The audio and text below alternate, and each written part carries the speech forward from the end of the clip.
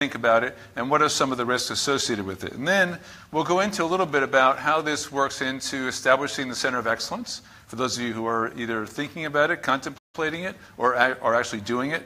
And most of the rest of the presentation is about best practices and techniques and learnings from companies that have done this. And our experience at ISG now of doing this 2.5 years is pretty wide and broad and deep, and so I hope I'll be able to share with you a lot of good examples that you can take back for those of you who are in your RPA journey and use them yourself. So the first thing is let's take a case study, and I'm going to ask Patrick in a minute, once I set the stage, to talk for a moment about some of the risks that he sees in this example. So let's suppose that you were going to automate a process, and it's order processing or order entry examples. And many of you probably have tried this, or maybe you've experience with it. How would you do it? How would you think about it? Well, think about this. You're in a company, and I had the good pleasure of having a large CPG company as my client a few years ago. I know exactly how this works with SAP. Orders come in EDI. If they don't meet certain criteria, they error out. Humans get involved and they follow business rules to fix those errors and resubmit the orders. So for example, in this case, if an order comes in and has the incorrect lead time, what do? There are rules. If I want a product that's not ready, either I can get a short supply of it, or I can establish a date by which the order will be ready and then ship the full order. That's the business rule. In the case of incorrect quantities, maybe the order came in cases, but it's sold in eaches. I have to go in and correct the order quantity eaches and resubmit it into SAP. So I can easily program this in an RPA tool. Doesn't matter whichever. Chip mentioned a bunch of tools. Whichever tool you might want to use. I can set that up. I can code it. I can test it. The question is, what are the risks? What do I need to think about as I'm thinking about developing these automated processes? So for example, what are the business rules? Are they clear and mature? Who's responsible? Who owns the process? Who gets involved if there's escalations? How much can really be automated versus how much has to be manual? And last but not least, what are the risks as you look at these processes? So now I'm going to, and we're going to do this back and forth a little bit, turn over to Patrick, and just from the perspective, in their business, they're not shipping product, but they are processing orders from clients for people, right? It's a staffing type enterprise.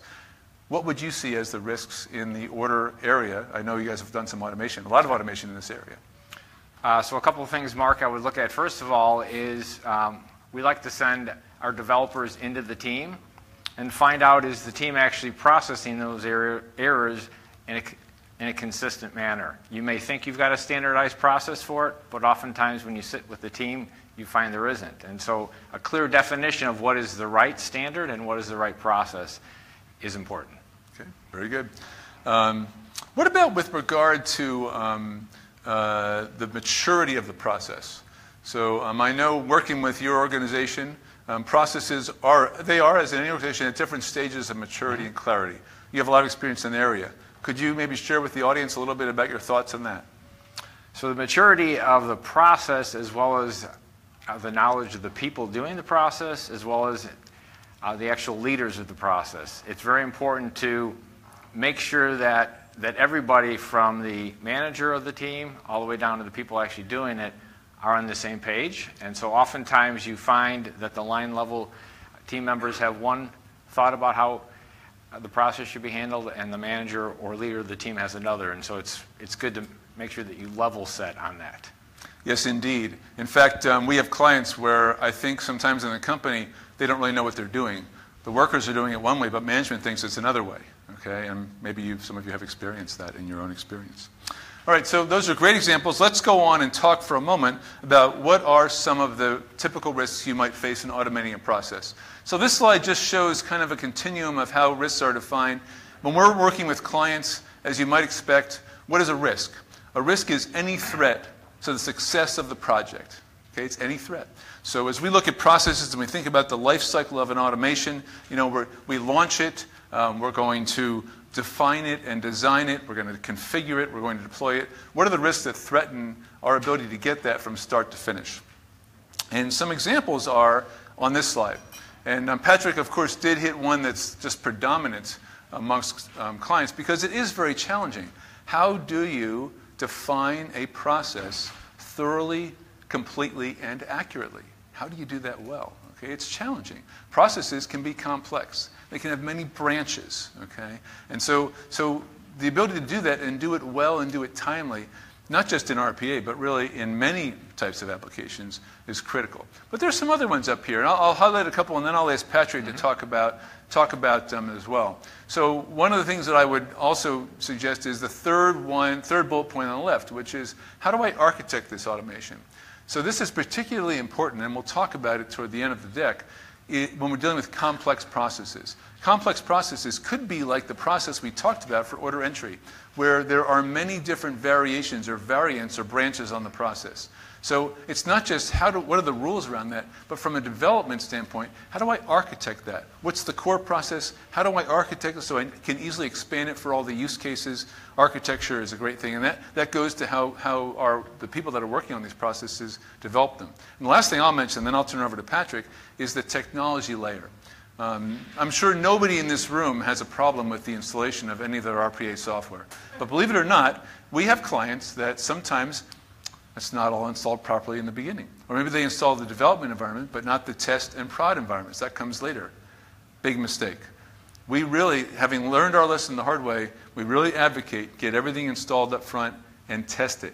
Build an automation in every environment. Because I can tell you probably the number one impediment for our clients to really successfully getting automations through the pike in the beginning is when the technology environment, the tool, is not installed correctly. So Patrick, I'll turn it over to you for a couple of good stories from Randstad. Yeah, I would say just about every item on that list we've definitely run into. I guess a couple of stories would be, I guess I can't emphasize enough the importance of making sure that you really know what you're building.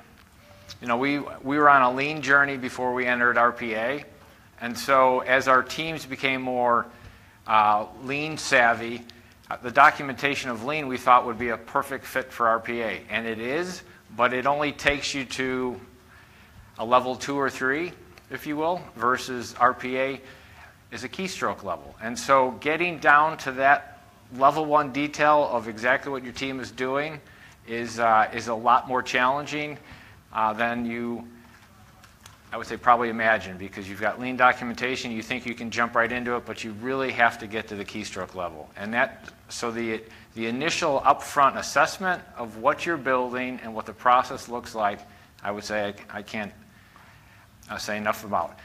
The one item on the right-hand side I want to spend just a minute on, and that is the availability of your business SMEs.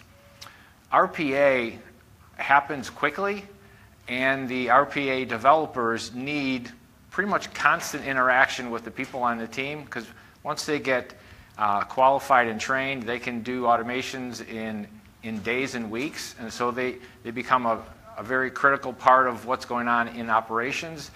And your SMEs are trying to run their day-to-day business, and your RPA developers are in there asking them a ton of questions. And so making sure that your business owners understand that your team members are going to have to devote, I would say, a fairly substantial amount of time in order to get the builds done in a timely fashion is very critical. Okay. A question? Would the SMEs not be the people whose jobs would be automated? They're the ones that know the process, so you have to. They're the ones who do the process. Yes. That's what running a lot of challenges. So when we initially started, we've been on the RPA journey for about 14 months. The first, I'd say 6 months, was a lot of concern that our teams didn't want RPA in there because it meant that we're going to be looking at processes. We're trying to get more productivity out of the teams. And what we have found is once they realize that we're taking out the repetitive and manual things that they don't really like to do anyways, as we talked about earlier, the things that are so mundane they'd really like to get off of their desk. After about 6 months, we have now found that the teams are asking for RPA in order to get rid of the overtime, in order to get rid of, once again, those mind-numbing tasks and allow the team to work on more analytical things, because we've been able to redeploy the people that we have done the automations on into very attractive and higher level and higher skilled jobs, and so that has actually created some excitement from the rest of the group. I think the question's a good one, and you may have already been addressed this morning. I wasn't here, but just tell you a couple of things that we do. And you're right. In many cases, the SMEs who we're interviewing or we're talking to about defining the processes and working with them on the design and through the testing, or through the configuration testing, they're the ones whose jobs are being impacted, right? And so there's two things I think, two data points I can share with you. One is it's the use of organizational change management best practices, of course, OCM, right? And the trick to this, we have found in our experience is, in most cases, traditional OCM is associated with longer-term projects. There's plenty of time to get up front, manage expectations, communicate, and so forth and so on. And Randstad, by the way, had and has an OCM program that's been a major part of this.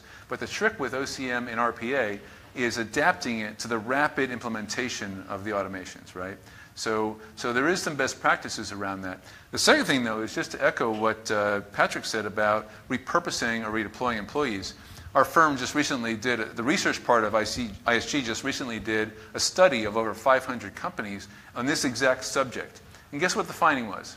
It's really verifies anecdotally, I think what we all know, is that most companies are not having thousands of people rift. They're not. Most people are being redeployed.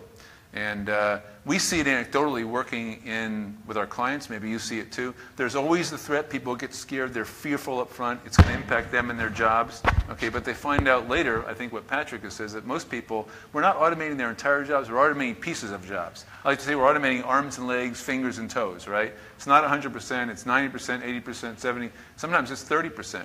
So in the OCM process, we figure out what does the post-deployment organization look like?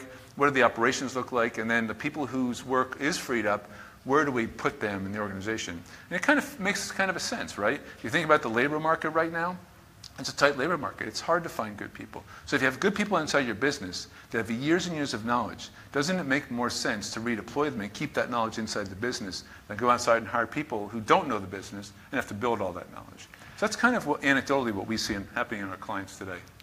Two other examples that have come up recently, I think also helping with that. About 40% of our business we're doing, we're transacting through outside portals.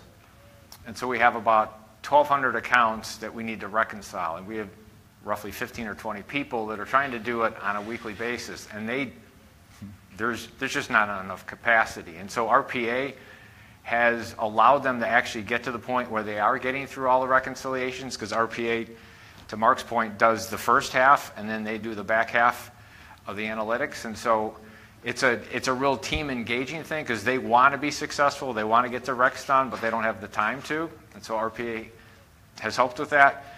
And then similarly, very exciting on the accounts receivable side, we've got 17,000 customers. 50% of them roughly are past due at any point in time.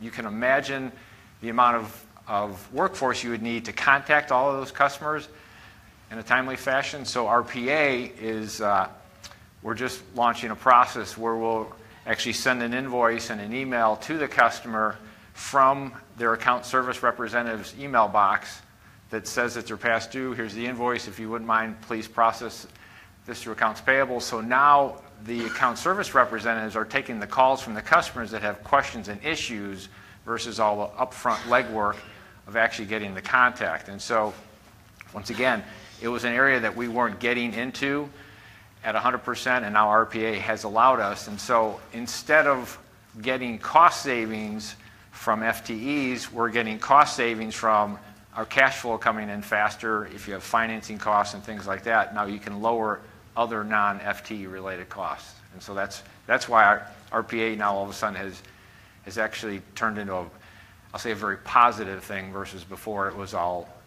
a concern about headcount. Very good. This is a good question, and we'll answer any questions. In fact, it kind of makes me think we have a lot of slides in our deck, but to respect Chip's request to get to the cocktail hour more quickly, we're going to skip around a little bit. So, and you guys, I know, will get copies of the deck. So let's skip to a couple of things that I think might be helpful. Let's talk about governance for a second. So, and this is another area where Randstad is a great example, and I'll just talk for a moment about some of the best practices that we see, and then I'll invite Patrick to give you a little story about how Randstad has done it and done pretty well. Of course, governance is very important over in RPA, effort. And this slide just is taken out of our best practices book, but if I go to the next slide, kind of shows where governance fits. So we have this model that we share with clients, and you can see it here. It shows the automation life cycle and shows some of the supporting layers. Where does governance fit? It fits across the top.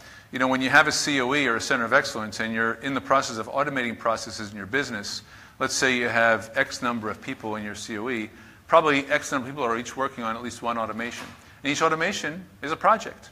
So it becomes a project, and the managing of the COE is really an exercise in program management.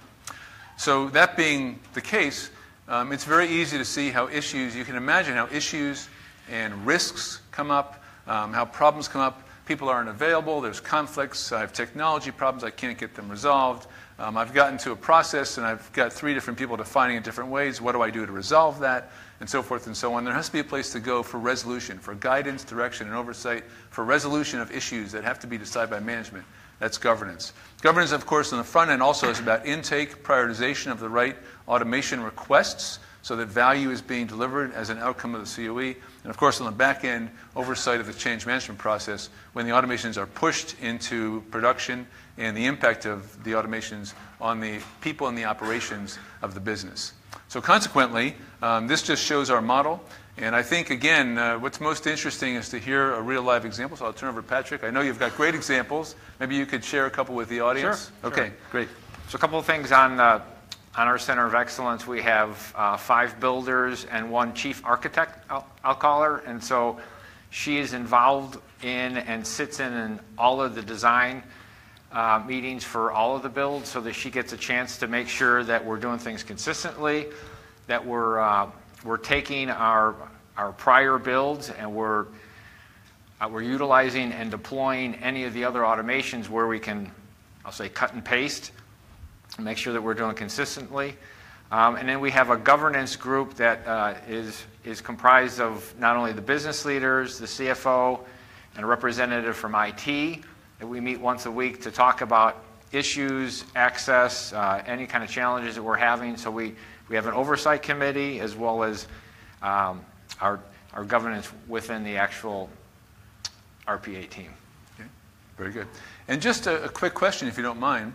What about the governance that sits up at the top of the RPA team? So I know you're a part of that, and the CFO is as well. How decisions are made there maybe a little bit, and your role in overseeing the activities. Mm-hmm. I know you've been very deeply involved in the COE.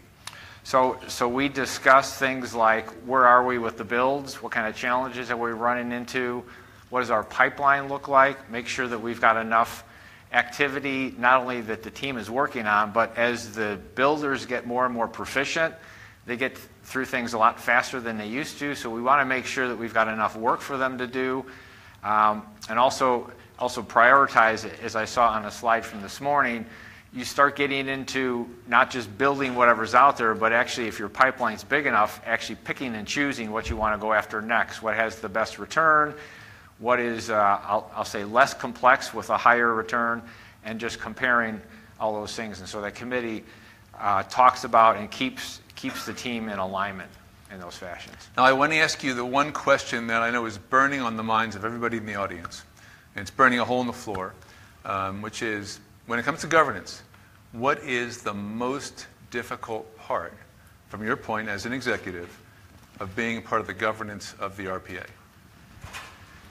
This is unrehearsed, everybody. This is like spur of the moment, just so you know. We can give them a few seconds to think about it.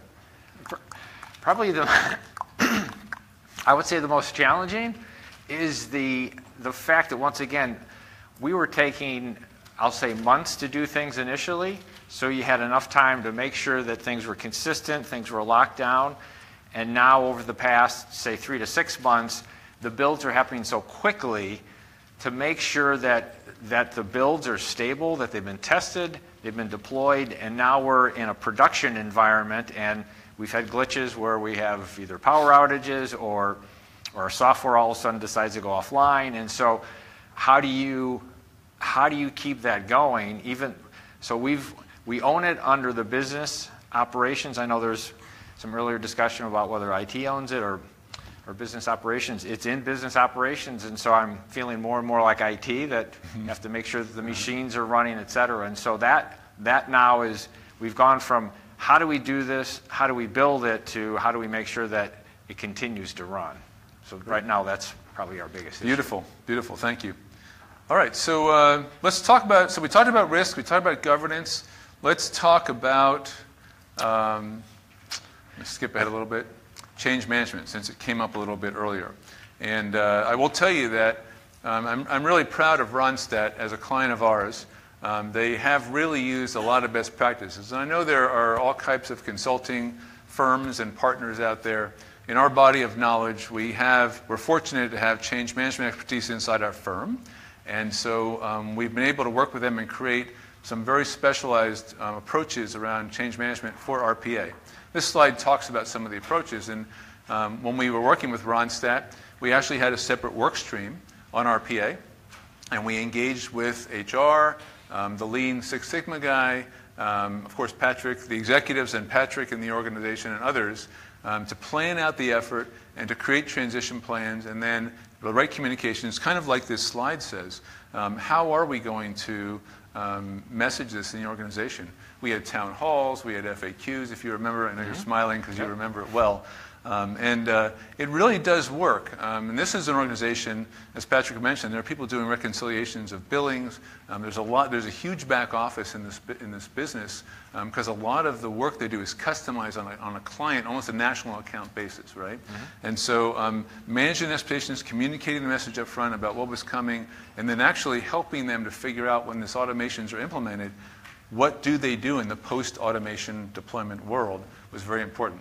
So I'm going to just question to Patrick here, for the audience. We launched the effort. I know we had a steering committee going at one time. We trained in best practices. We created the plans. And then Randstad internalized that and ran with the program. Maybe you could comment a little bit about the OCM process and how it went.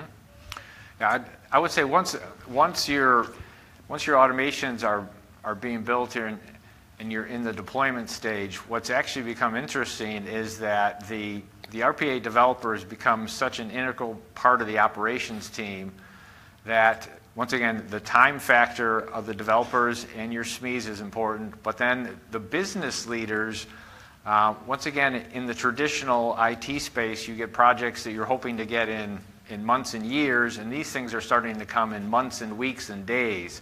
And so getting them used to whether it's the agile approach, but they have to literally be on a daily and weekly basis thinking about how these automations are going to affect their teams. In order to capture and realize the benefits, you have to make sure that the team's ready to flex with it. And so it's actually becoming interesting because our developers are moving so fast that the operations managers are asking us to slow down, which is because I've always been the one asking for all the IT projects. And so that has turned out to be a really big factor for us, very positive. And so what we've done is we've kind of broadened our scope of who we're going to help. So we have more people instead of just working very closely with a couple of groups. But that's turned out to be, I'll say, a bit of a challenge. Yeah. It reminds me of something also, which is, and I guess it goes back to the question that was asked earlier about the OCM piece. It doesn't always have to be a bad story, right? And this is really a silver lining when the business, frankly, is saying slow down, right? And so it's a real nice compliment to the COE. Okay, so let's go on and talk about something else, I think. And you brought up about the agile process. And in our approach to building the automations, we advocate very much of a kind of a plan, build, run approach with RPA in our delivery model. And we did use some agile. We used some agile processes when we were at Randstad, and of course we've continued to use that as well. And it's worth talking about for just a moment about these functions, the build function in particular. And I had thrown up a slide earlier with our life cycle, which I know you've seen before. And you mentioned about the construction of the automations. I do remember sitting in on numerous meetings in Patrick's office, going over the status of all the builds while we were consulting with you on site, and monitoring the progress. In the Randstad COE, every builder had one or more automations they were working on, usually one primary and one secondary. And the primary was the main thing. And some of these processes are very complicated. You save the audience some of the detail on the reconciliation process, but as an example, when they want to reconcile invoicing, many of their clients, if you don't mind my saying, are using field glass. And so Randstad has to sign on to the client's field glass system, which is a vendor management system from SAP, right? They download the hours that the employees have recorded at the client. They have to reconcile that with the hours that have been recorded in Randstad's own time and expense system, time reporting system, and come up with what is the right number to invoice. Because sometimes the systems, it's not just the data could be entered differently, but the systems might account for the time differently. It could be quarter of an hour versus half an hour and so forth and so on. Then they have to create the bill and send it back. So this reconciliation process Patrick was referring to is not a financial reconciliation. Well, it is from a billing standpoint, but it's an hours reconciliation. So an automation was built, and if you have 1,200 accounts, not all of them need the automation, but let's say 500 did, I think, at the time. It's 500 different use cases, sign-ons to different field glass systems, which can change at any point in time, by the way. All that can be modified by the client. So a pretty complex automation process.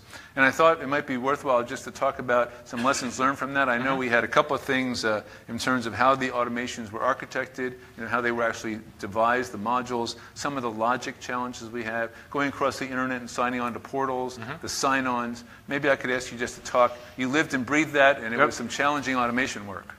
Yeah, so the comment was made, or a question came up earlier, do you start big or start small? Well, we dove right into the deep end of the pool. We did. As Mark said, I mean, we were pulling 50,000 transactions a week off of these vendor portals. So we went outside of our firewall. We just went rogue and just went after, I'll say, the most complicated to get the information, but also the actual reconciliation itself is just massive. And so one of the things we learned was, had we probably waited about 6 months and got better at the tool, our builders, after about 6 or 8 months, you could literally see the light bulbs going off in their heads. It was after a lot of, I'll say, pain and suffering. But number one, I would definitely suggest have a big vision, but if you can stay within the confines of your own systems, let your developers learn, get comfortable and confident, and then you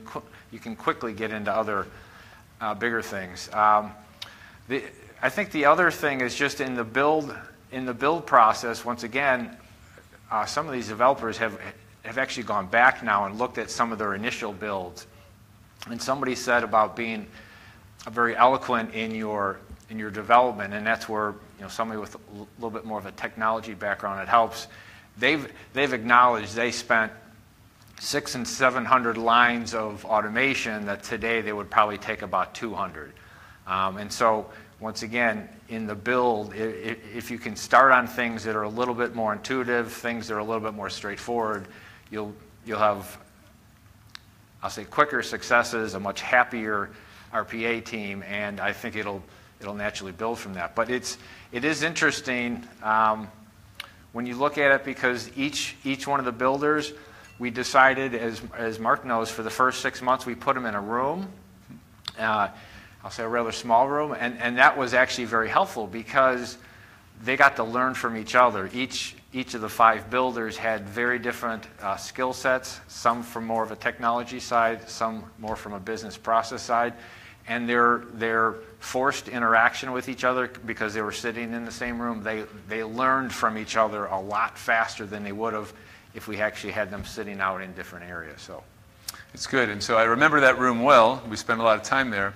And our approach at ISG, just a quick plug to go along with that, is very, very much a teach you to fish type approach versus fish for you guys. So when we had the builders in this small conference room, which was maybe, it could fit in this corner over here, we exercised a lot of what we called tough love. We were like, their guys would say, well, how do I do this? We'd say, well, how do you think you should do it? Okay. Or how did someone else do it? And that's really the learning process, right, that you saw. And it can be painful, but the result, I'm so glad to hear these results, right, and the way you articulate it, because it really does tell me that it does work. And just by reducing some amount of code written by, 90% means that they have learned a lot. Yep. Something else that you reminded me of, and I think we have a slide for it in here. Again, speaking of, let me see if I've got it. I don't think I do, but one of the things that, one of the big learnings that came out of this experience for Randstad, and validation for us of part of our process, is a lot of organizations that we work with, They're very interested in replicating what they perceive to be a traditional automation cycle. I'll define the process, I'll figure out or design how the automation, how the RPA tool will automate the process, then I'm going to build it, and I'm going to test it. But there's one little step between the design and the configure, which is thinking about how I'm going to architect and craft the logic. Because in most cases, and I guess I wasn't here this morning, I missed a discussion about IT versus the business in terms of the COE, but business people, well, in many cases, as business people, we're participating in IT projects. We're not running them. So we don't have to think about the how. How is a project typically run? What are all the details and nuances in it? But when that responsibility falls on the business, now I have to figure out, oh yeah, how do I get this project from define to design to configure? And they think about, well, gee, can I take a good design, which might be a series of flowcharts and some maybe a document written about how the automation ought to work, can I just start building the automation without thinking about how I'm going to architect it, maybe what the modules should be, how variables are going to be named, how I can use maybe objects or stored tasks out of my object library so I can make the effort a little bit less time-consuming and painful. There's a step between design and build that we try to articulate, and you guys really mastered that. You know, I remember, and there's a great story, by the way, I'll tell, and you probably have heard me say this before, is that you had a builder on the team, and one day I came into the room, and he was sitting at his workstation with the RPA tool right there, just staring at the screen. And he had all kinds of documentation spread out, and I said, hey, just say for the sake of argument, his name is PJ, okay? PJ, what's up? He said, you know, I'm stuck. I said, what are you trying to do? So I'm trying to, where do I start building my automation? How do I start this thing? So I said, well, where's your process documentation and your process design definition? It's right here.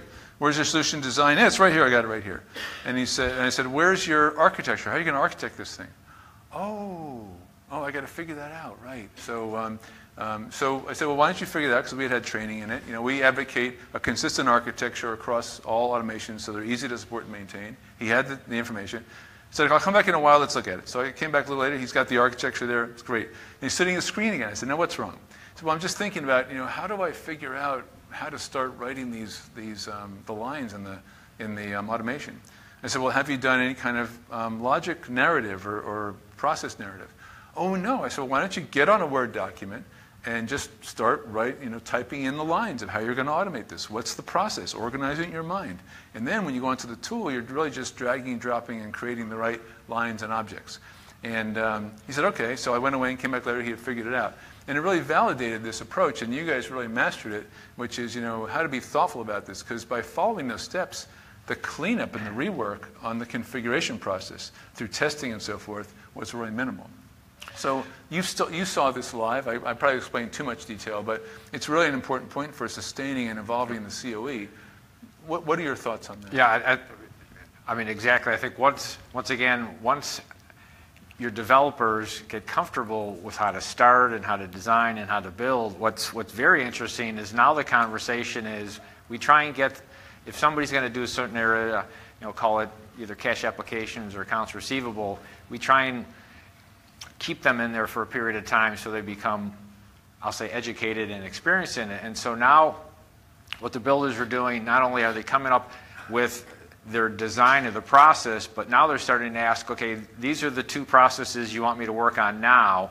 What are the 5 others that you're thinking about? Because when I build, I want to build this so I can easily plug and play, so I don't have to go back and build it 5 different times in 5 different ways, but I'm going to build it once that has the capability to very readily, I'll say, plug in these other processes that are all part of the same team. So now they're actually getting, I'll say, sophisticated and very thoughtful in how they do that. Exactly. And so we have a diagram of that. And I did want to talk about controls for a minute, but let's go to lessons learned.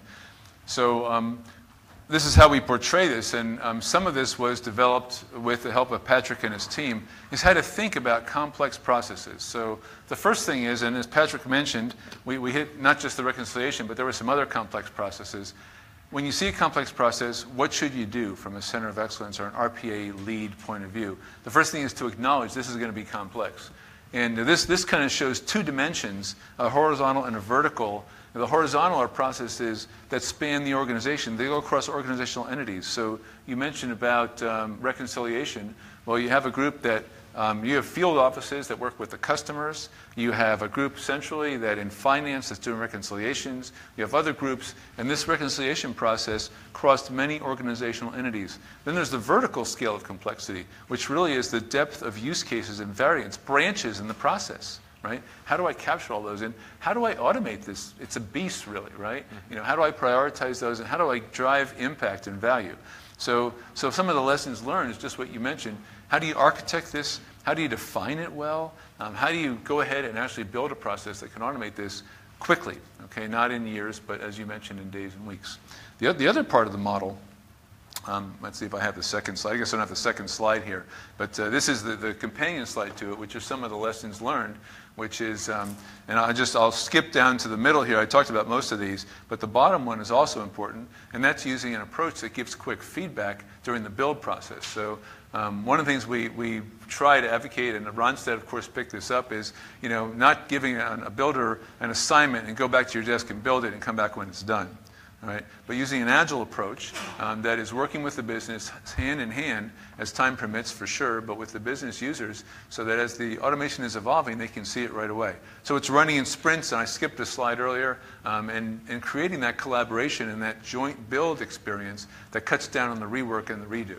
And I know that, I will say honestly, I know we started off with some that were not so agile, but we ended up with a lot that were agile. And I'd be curious, maybe you could comment on some of the benefits of that. I remember working with, you mentioned about the business getting out ahead, right? Yep. So clearly there were benefits as the business got more engaged, and the builders got more skill around this area, less rework and less redo. Yep. Yeah, so once again, using our traditional IT projects, if we got together with our IT partners, I would say once a month just to get a touch point on how things were going, that was more than adequate. What we found with RPA, we started with, I'll say every other week. We found that was way too infrequent, so we went to weekly, and in some we're actually meeting daily, because once again, if the builders understand the process and what the team needs, they're building things so rapidly, you're having daily meetings, and then you're deploying the next week. And so it's, once again, it's that idea that you have to have that constant communication, because as I say to my builders, if you get off track in a couple of days, you're going to be way off in the wrong place. And so you have to stay in constant contact, which goes back to the change management and the SMEs and the leaders understanding you're going to have a lot of communication, but that means you're going to have your automations done quickly. That's good. Okay, so we're getting close to the 45-minute mark, but I think there's one more topic maybe worth talking about, and I'll just put this slide up because across our client base, we're always asked, well, what are the learnings, right? If I'm just starting my journey, how can I avoid the pitfalls that others have had on their journey and really get a leg up? So this is kind of a compendium of some of the lessons learned. And just on number 9, I would be remiss with this group if I didn't talk about controls for a moment, because controls, not in the Center of Excellence, but in the automations, are critical, particularly in the financial area, and that's also, I know, part of your responsibility. And one of the things that I liked was the adoption of how do I build controls into my automations to make sure that they comply with process and they generate the right outcomes. And it was very important, obviously, when you're dealing with customer reconciliations, for example, and billing, it's customer facing. Now collections, it's very important. So in our model, again, we advocate certain types of controls. Most of you in this room probably are working with RPA tools. These tools don't come with built-in controls for automations, right? You got to build them. So what do you build? And how do you build them? And where are the right points to inject them? So we spend a lot of time with Randstad, primarily around 4 different areas in controls: verifying the inputs, verifying the outputs, accounting for all the transactions, as you mentioned, billings, and then verifying the logic in the automations. Those are the 4 areas we focus on. And there's some good adoption. I've just asked Patrick, again, just educational-wise for this group, in terms of your thoughts about controls and how effective they are and how they're used, maybe you could comment. Yeah, so the controls have actually been kind of interesting, because what we decided to do with just about every automation is try and run our bot in parallel with what the team was doing. And that not only verifies you're getting the same answer, but it actually gains the buy-in of the teams. Because once again, at the front end, these teams were very skeptical that we could do something and come up with exactly the same result. And so once you get these parallel runs going and they see it's coming up with exactly the same answer they do, they get confidence, and then we also get the assurance that we're coming up with the right answer. And so that's actually been a very interesting, I'll say, benefit on both sides. Great, very good. Okay, and I guess, so we are at roughly half past the hour. Let's open it up to questions. And maybe we can have Stump Patrick questions. How's that? First question over here. This, right behind, yeah, there we go. So you talked a lot about lessons learned for people and process. How about the lessons learned on the tool selection side? So that's a good question. So there are some lessons learned about that. And any particular that you're interested in? Like, you know, do I regret my selection? Or is it not working the way I thought? Those kind of things? Too expensive, it wasn't functional. Yeah, so I would have to say, you probably would find this hard to believe, but most of our clients, I don't hear that. Now, one thing we do is, so we work with all the vendors, and so we take time to understand all their products. So when they come to us and want a recommendation, we try to be pretty thorough about it. And we have a little computer model where we feed all this stuff into. But one thing I do see, which is kind of interesting, is people now moving toward a multi-tool strategy. So if I went back 2.5 years, people are like, well, just get me Blue Prism or just get me, you know, Automation Anywhere. But now across companies, I am seeing more than one tool. So it's addressing some of what you're asking about, which is, you know, now I have a choice. You know, I might say, well, gee, I really like Blue Prism over here, or I like UiPath or some other tool, or Chip mentioned a bunch of tools. I might be able to have more than one tool in my business and then use whichever one is most suitable to my automation, because there are pros and cons. Okay, and by the way, prices are coming down, right? So there's better deals in the market and different ways to attack it. Okay? All right, any other questions? We have another question? Were there any IT projects that were going on which were going to solve some of these, automate some of these processes, and when you started deploying bots, the idea that don't work on this, you're going to be solving it in the next 6 months, it will take 6 years or whatever? Okay, so did you ever hear the questions? I don't think your microphone is on. I think the question was, correct me if I'm wrong, were there any IT projects that were going on where you could see that RPA wasn't the right solution, there could be some other automated solution? Was that correct, more or less? There we go. Okay, ask it again. Yeah, there is an automation project going on to automate a process. You think you can also automate it through RPA, but the IT will resist, saying that don't deploy RPA here. I already have a project commission which has been going on for years, and we are going to give you the solution. And the business says, well, that's taking too long and too expensive. Let us do it RPA route, which is much cheaper. How does that politics work out?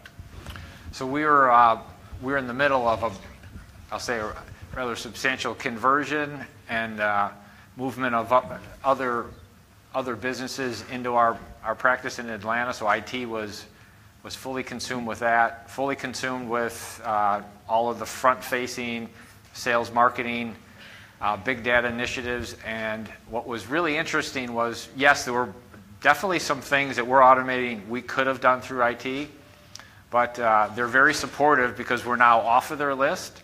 And actually, they're looking at their list, which is, once again, it's always longer than they have time for, and are considering giving us some of their projects, the things that are, I'll say, easier and more straightforward and simplistic, so that they can also perform better, and they're just focused on what they're good at, which is all of the big things, and we can focus on the mid and small items. So it's been a really good relationship with IT. Yeah, actually, I'm going to take Patrick on the road with me more often because, as Chip mentioned, I'm a former CIO in part of my previous life, and so whenever we have to speak in front of CIO groups, I get the bill. I get the invitation, and this question always comes up from CIOs, which is, you know, it's the reverse of your question. It's a good question, which is, how can this help me? And there really is a silver lining here for IT departments, right? And if I was still a CIO, I would welcome this technology. Then the first thing I would do is I go through all my backlog and request lists. I figure out what I can get to the business, which is what you're saying. You guys have at it. You prioritize. You get it done. I'm going to take my IT staff and redeploy now on these other strategic, more important projects. So there's a great value proposition here for IT. And what you're saying is really the realization of some of that at Randstad. Yep. Okay. Good question. Thank you. Any other questions? Really? Okay. Oh, one more over here. Okay. This is following up to his question, really, around IT. You know, I'm thinking about a conversation that I might have with the CIO explaining RPA. I'd have a tough time saying, well, you know, there's going to be 700 lines of code for every one of these at first, and we don't need IT, but actually we need all your developers to sit with our developers every single week, and I need an advisory firm to come in, and all of the folks are going to be on site. It's hard for me to understand the ROI, or how you developed an ROI, when it seems like it's similar to just having IT, code, and automation. Okay, and the question is, how do I deal with that, right? Well, my question is, you know, is the ROI real? How do I address that? Or did you find out that, you know, through this process that maybe it's not, you know, it takes a lot longer than the 1 year that some people have talked about? Okay, good. Do you want to answer that based on your experience? Sure. Okay, great. So IT was involved at the front end to get our control room set up, all the infrastructure, get us on AWS, get our platform, if you will, all of the items we need from a technology standpoint into our company in place. And other than, we've got the representative from IT that sits on our steering committee, and an occasional question of, hey, we want to perhaps, rather than do queries, we want to do SQL into the systems, just making sure that we have access to do things like that. IT is not involved. I mean, they're spending 99% of their time on the big projects, and so our ROI is pretty much our team of the 4 builders and the architect. It's the software cost, some consulting on the front end, and then the productivity savings and the other bottom line savings that we're seeing as a result of RPA. So IT has benefited, not been impacted. It's a really good question, and I think, you know, if I flip around and go back to my time when I was in business, right, I would see the same thing. I see dollars flying out the window. I see resource commitments, and so it is very important to consider this. I think if I maybe customize what you said a little bit, I might improve. I might emphasize some things and de-emphasize some others. So there is definitely work up front, right? You're standing up a team. You want them trained. You got to learn new technology. That's the business side. I might shrink the IT portion because we think that the way Randstad has organized their COE is the best practice. COE is inside the business, but there's an IT liaison who comes to meetings. They're still in IT, but they liaise. They're the direct line to IT. So it's not a big drag on IT. Infrastructure support, the support of the tool on the enterprise servers, yes, that should all be IT and should be backed up, you know, and so forth and so on. But really, if the infrastructure is running well, the authorizations and accesses to systems and apps is all in place, the IT liaison sitting on the Center of Excellence, then IT's role is pretty well defined, right? They can get their arms around it. And really, the onus of the hours invested is in the business. And they can determine, they have the governance and they have the management oversight, determine how much they invest, if they step on the pedal hard or they pull back. Okay, so that's kind of how maybe I think what you said is right, but I might twist it a little bit. Being a consultant, I might twist it a little bit to that view. Okay? We have another question? Yeah. Hi. When you plan for deployment, do you have a reverse transition provision from bot to human back? For example, if a process fails because bot is down, do you have that provision in your risk management? Like a backup plan? I'll let Patrick answer that, of course, right? So you talked about piloting and right. You know, how we could back out. Sure. So the RPA team actually builds the automation, but the team actually owns it. And so it's a replacement. It's a digital workforce, if you will. And so if there's any issues, if there's anything that changes, we work with the team to find out if a system has changed, we need to change the automation, we will. But if there's something else that's changed in the process, they own it alongside with us. And so we build into our automations an error report. So if something doesn't run on a certain time schedule, you know, the output doesn't match, we send those messages out to the team. If they can figure out what the issue is, we ask them to resolve it. Otherwise, we will partner with them. But exactly. So the practical answer, I think you've heard, if I back up a little bit to the best practice, what's in our methodology and what they're doing is, you know, when they're going to pilot, well, actually, there's always a backup plan. That was the question. You know, how do we, if we have a problem, how do we deal with it? So it's really well within the subject here, risk and governance, managing the risk, getting out ahead of it, and then governance, how are we overseeing the idea that we might deploy this and things might have changed, right? So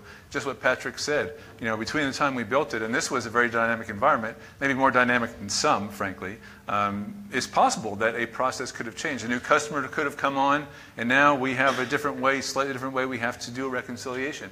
In fact, it happened, okay? It's entirely possible. So this idea of piloting and what you just said, this gentleman here in the front, about having a way to get back out, make a quick change and go back in, very, very important. This notion of piloting, by the way, I wish I could say that all of our clients adopt it, but it really is the best practice to run the automation side by side with the humans and validate that the outcomes are the same. Okay? And I would encourage everybody here to really think about that. It's very important, particularly in Randstad. It's not a negative to them. It's just a very dynamic business model. They do have changes frequently. You have it in your area. And so staying in lockstep with that is challenging, even for humans, much less bots. Right?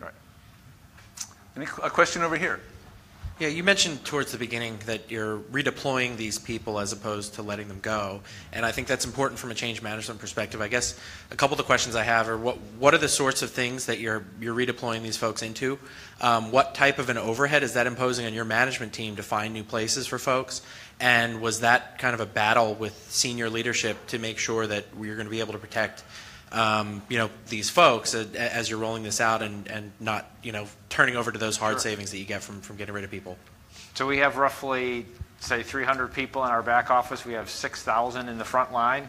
And for years, our senior leadership has said, we're still doing way too many administrative tasks in the front. We have great systems and et cetera, but there's still too much administrative work going on. And so as we automate in the back, we're offering to take that administrative work away from the people that are contacting our customers, our responsibility, for generating revenue. And so we're hopefully allowing our revenue-producing employees to be more successful as we take things on our side. So we're trying to move the work around that way. And within the business, has it been challenging to find other roles? I know there are open positions all the time, right? But how is it trying to mesh, let's say, a certain skill set with an opening? So the average corporate turnover is roughly 10%. So if people are talking about 30 and 40% savings, well, 10% just naturally happens right there. And then just getting the concept that we used to have teams that were very, I'll say, individually set up. Now the concept of we're going to look at our process really from the front to the back and blend those teams together so you can move them around. So rather than a payroll team member or an accounts receivable team member, it's a business services team member. So as we deploy these changes, it's easy to move them around and ask them to do different things. So we're trying to be proactive in that sense as well. Good. Okay, got a question in the back. Hi, I have a question about kind of IT's engagement. You said the COE or the RPA team is on the business side.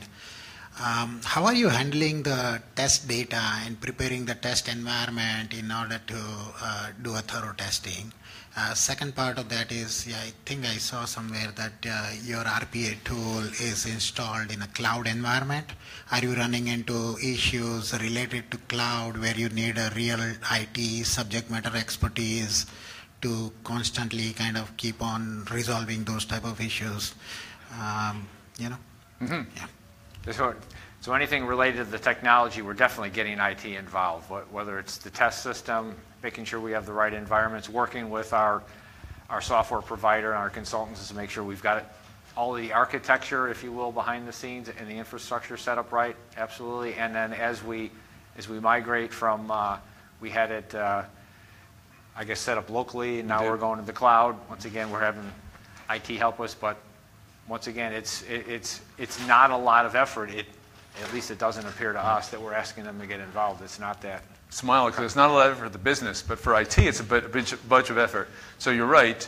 It is physically different, right? If you're running in the cloud, and they do use AWS versus running locally. What's interesting is when we started the project, we installed all the software locally, and then the decision was made to move it to the cloud during the project. So there you go. So we moved it all to the cloud, and we migrated over. Actually, it went pretty smoothly. I give a lot of credit to Randstad IT. They do have some very sharp folks. And actually, your whole environment was moving to the cloud. So you were outsourcing, in fact, all of IT. It was a big transition in the face of all this. And so IT was very good. They made it transparent to the COE. Your question about test data is a great one, by the way, because this is an issue in many organizations. I didn't see it so much at Randstad as I have seen it in insurance and banking and other regulated industries where there are problems with access to data and there's confidentiality and things like that. But in their case, it was pretty clear. We did have access to test data and test systems. They use standard ERPs, and so they could easily point us to their test data and test apps, test app versions. But where we see this mostly manifest itself in difficulties is where the data is very complex. Test systems are not current with the production versions. Okay, so there's a risk you're building an automation against one system. It might be different when you get to prod. And then also where data is fleeting. Okay, it's not sustained. So you test a transaction. Let's say it's a delete transaction. All right, so woof, there it goes when you test it. So you really have to create, instead of 10, you create 100 or 300 or 500 so you can keep testing over and over again. So that's where the business really struggles in creating that test data or recreating it, okay? And so there's more detail in that. It's a great question and a great area. These guys didn't really have that because they already had test environments set up. It was actually a pleasure to work with them in this space, unlike some other more challenged clients. Any other questions? I think we're out of time. One more question. Okay, we'll do one more. I think it's the same. So great conversation, and thanks for your insights. I guess it's interesting you have project management listed as one of the challenge areas. So can you share your viewpoints on why that's a challenge, and what have you seen being done to overcome challenges in that space? Well, I would love to, but I'll let Patrick jump in a minute, because this is one of my personal passion areas.